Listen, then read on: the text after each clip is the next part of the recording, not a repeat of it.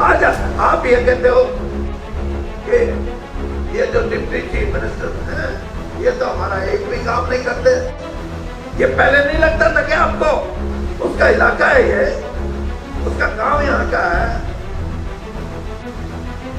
उसका कोई भाईचारा यहाँ है।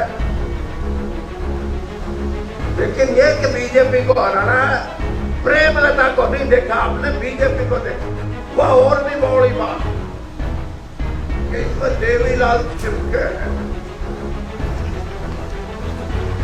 वो जिसा चमक गया तो हमने भी देख लिया। मैं एक बात, मेरे को एक बात समझ नहीं आई कि उसने यहाँ हिम्मत कैसे की आने की। अब वो ये नारा देंगे, उसमें भी फंसोगे तब, मैंने पता है कि वो ये नारा देंगे कि छोटा चीफ मिनिस्टर तो पढ़ लिया, बड़े का एक मौका है, फिर भी तब कहोगे हाँ बन तो उसके बाद उचाने हल्के का तो कोई आदमी भी नहीं मिला जिसको अपना पीए बना के उचाने बैठा दे दफ्तर में। पीए भी बाहर से आवे, ये तो तुम्हारी इज्जत है। पूर्व केंद्रीय मंत्री बीरेंद्र सिंह का ऐसा रौद्र रूप आपने पहले कभी नहीं देखा होगा। अपने जन्मदिन के अवसर पर बीरेंद्र सिंह बीते दिन उचाना में एक जनसभा को संबोधित कर रहे थे, जहां उन्होंने पहली बार डिप्टी सीएम दुष्यंत चौटाला पर खुलकर हमला बोला और इस दौरान बीरेंद्र सिंह ने भरे मंच से उचाना की जनता को भी जमकर खरी खोटी सुनाई। बीरेंद्र सिंह ने इस मौके पर कहा कि उचाना ना तो दुष्यंत चौटाला का हल्का, न गाँव, न यहाँ उनका भाईचारा, फिर भी उसकी यहाँ आने की हिम्मत कैसे पड़ गई। उन्होंने उचाना की जनता को ही कसूरवार ठहराते हुए कहा कि गलती मुझ में नहीं बल्कि गलती उचाना की जनता की है, जो अपनों को छोड़कर गैरों पर भरोसा कर लेते हैं और उसका अंजाम ये होता है। विधायक के बाद डिप्टी सीएम बनने पर भी उचाना बदहाली के आंसू रो रहा है। आप ये कहते हो कि ये जो डिप्टी चीफ मिनिस्टर हैं ये तो हमारा एक भी काम नहीं करते। ये पहले नहीं लगता था क्या आपको? उसका इलाका है ये, उसका गांव यहाँ का है, उसका कोई भाईचारा यहाँ है। लेकिन ये कि बीजेपी को हराना है, प्रेमलता को नहीं देखा आपने, बीजेपी को देखा। और दूसरी बात, वह और भी बड़ी बात कि इसमें देवीलाल चिपके हैं, वो जिसा चमक गया वो तो हमने भी देख लिया। अरे कमाल करते हो, क्या समझते कि भाई कोई घना लंबा हो जा तो तुम्हारे भी कई छोरे 6-6 सवा 6 फुट के, उनमें भी देवीलाल चिपके हैं। लेकिन मैं एक बात, मेरे को एक बात समझ नहीं आई कि उसने यहाँ हिम्मत कैसे की आने की। वो बात आप समझते नहीं हो।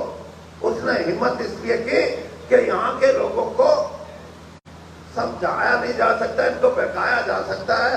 और बहकाने में वो लोग हमारे जैसा बहकाने में है नहीं कोई तेज, और तारे जैसा बहकाई में, आण जैसा तोड़ा बहकाई में जितने तमाश को कोई है नहीं।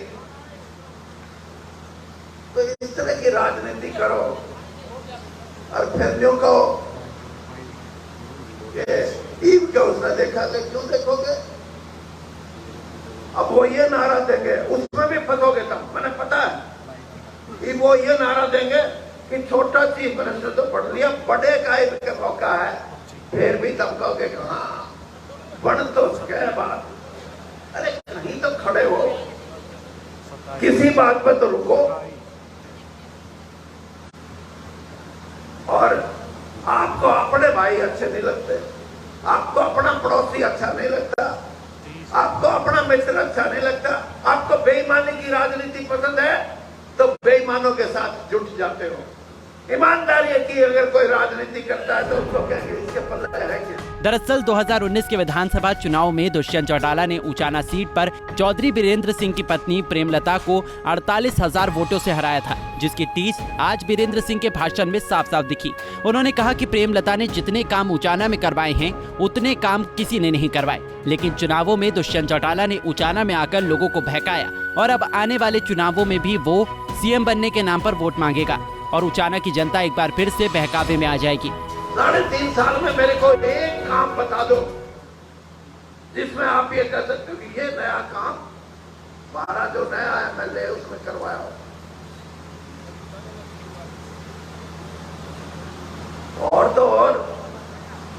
उचाने हल्के का तो कोई आदमी भी नहीं मिला जिसको अपना पीए बना के उचाने बिठा दे दफ्तर में।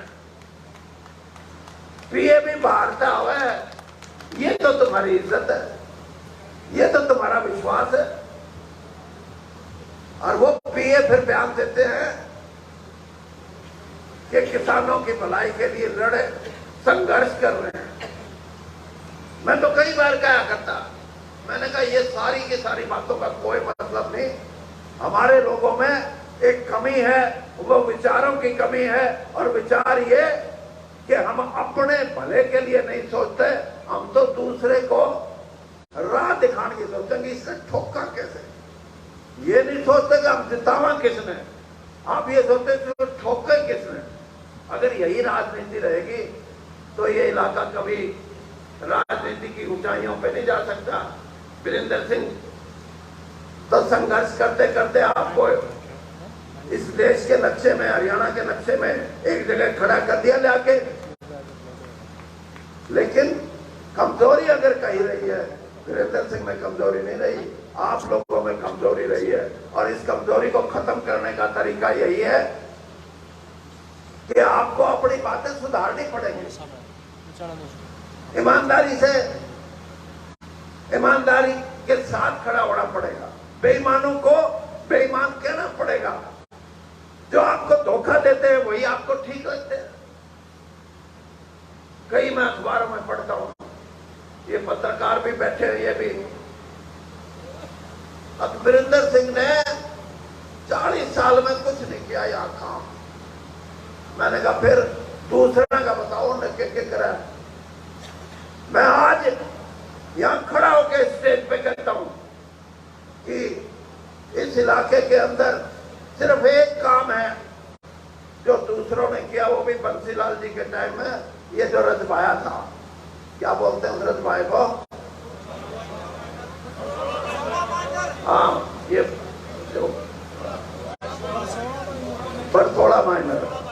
बाकी के 100 काम आप छांट लो, 100 में से 95 काम मेरे समय में, प्रेमलता के समय में हुए। वीरेंद्र सिंह ने इस मौके पर किसान आंदोलन का भी जिक्र किया और उस दौरान किसानों द्वारा अपने खिलाफ की जाने वाली नारेबाजी और विरोध को लेकर भी सवाल खड़े कर दिए। उन्होंने कहा कि आंदोलन के दौरान मुझ पर भाजपा छोड़ने का दबाव बनाया गया, मगर मैं भाजपा छोड़ भी देता तो भी बहकावे में आकर लोग मेरी ही रड़क निकालने का काम करते। जिस दिन वो करसिंध में कहाँ आया था, लंबी लाइन लगी हुई थी काम लेने वालों की, और वो कहता था तुम तो किसान आंदोलन में बैठा था, मेरे खिलाफ नारे लाओ था। यानी कहीं तो कुछ शर्म कर दो। जब तारे मुंह पे तारी बेइज्जती कर सके वो, मैं आपकी बेइज्जती नहीं कर सकता, क्योंकि मुझे पता है कि ये मेरे भाई हैं, मेरे बेटे हैं, मेरे पोते हैं, मेरी बेटियां हैं, मेरा परिवार है। यहाँ मेरे से बड़े लोग भी हैं उम्र के।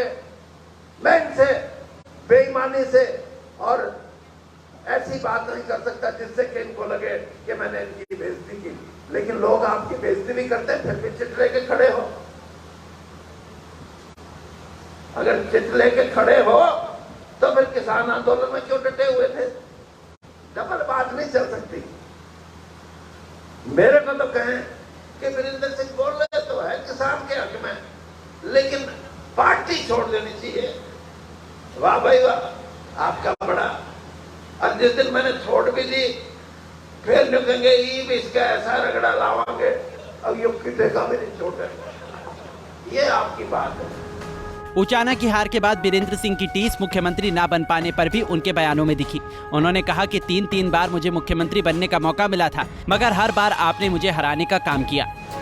जो कहेंगे तो गलती सी होगी, हो जाओ 5 साल तक। और यही एक आदमी जिसको 48,000 वोटों से आपने जिता दिया, कुछ सोचा तो होगा।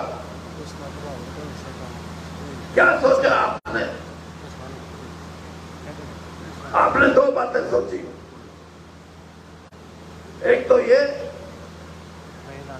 कि बीजेपी पार्टी को मारना,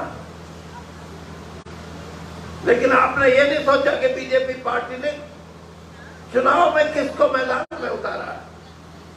वही महिला जिसके बारे में आज लोग बात करते हैं, प्रेमलता, के 1977 में जब ये हल्का बना था, 45-46 साल में अगर किसी ने हल्के के अंदर काम किए, रिकॉर्ड तोड़ने वाले काम किए, तो वो प्रेमलता ने किए। लेकिन उसका परिणाम ये हुआ कि उसको 48 हजार वोट से हरा के तसल्ली कर ली कि हमने गाड़ दिया। ईम जिसको 48 हजार से जिताने की थी, ईम उसने जो कहा कि इसने गाटा नहीं, क्यों काटोगे भाई, यानी कहीं तो टिक जाओ यारो, हमारे साथ नहीं टिकते तो उसके साथ टिक जाओ। लेकिन ये राजनीति नहीं है।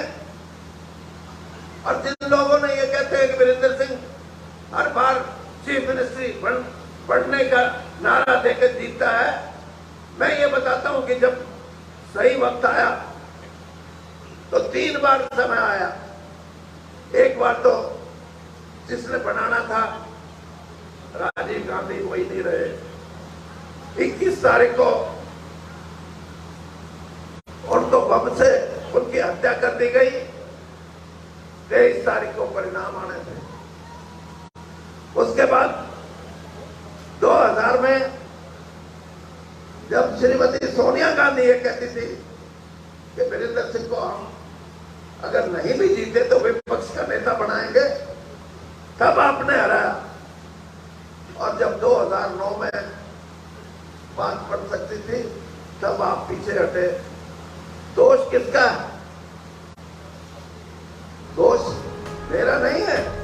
कुल मिलाकर वीरेंद्र सिंह ने अपनी ही सरकार में भागीदार जेजेपी के बड़े नेता डिप्टी सीएम दुष्यंत चौटाला के खिलाफ मोर्चा खोल दिया है। वीरेंद्र सिंह लगातार भाजपा को जेजेपी का साथ छोड़ने की नसीहत दे रहे हैं। ऐसे में बड़ा सवाल यही है कि अगर 2024 में भाजपा और जेजेपी का गठबंधन रहा तो उचाना सीट को लेकर दोनों दलों में खींचतान हो सकती है, क्योंकि मौजूदा विधायक दुष्यंत अपनी सीट छोड़ना नहीं चाहेंगे। और रही बात वीरेंद्र सिंह की, तो उनके तेवर कैसे है वो तो आप देख ही रहे हैं। जींद से अमनदीप पिलानिया, पंजाब केसरी टीवी। हमसे जुड़े रहने के लिए हमारे YouTube चैनल को सब्सक्राइब करें और नई वीडियो की नोटिफिकेशन के लिए बेल आइकॉन को दबाएं। अगर आप ये वीडियो Facebook पर देख रहे हैं तो लाइक जरूर करें और ज्यादा से ज्यादा शेयर करें। धन्यवाद।